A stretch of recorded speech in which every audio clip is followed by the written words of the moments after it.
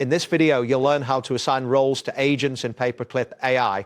This process is essential for managing tasks and ensuring that the correct responsibilities are allocated to the right individuals within your team. To begin, navigate to the dashboard of Paperclip AI.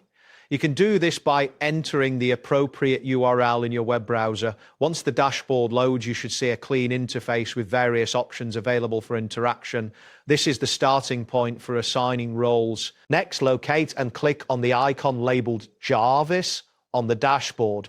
This icon is typically situated prominently on the page. After clicking, you'll be redirected to the Jarvis interface, where you can manage different aspects of your agents. Once you are on the Jarvis page, find and click on the button that says Assign Task. This option allows you to move forward with assigning roles. A new section will appear, giving you the ability to input relevant information about the role you wish to assign. After that, you will need to type in the subject of the role assignment. This field is located prominently within the new section. Make sure to enter a clear and concise subject that accurately reflects the role you are assigning. Now, click on the option labeled No Project.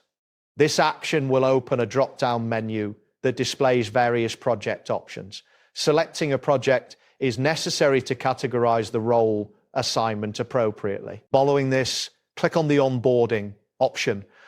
This choice typically represents a category for new roles or tasks.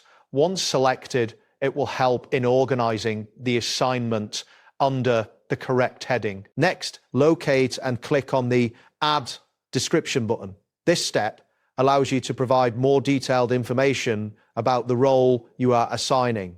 A text field will appear for you to enter this information clearly. Type in the description of the role you wish to assign in the designated field.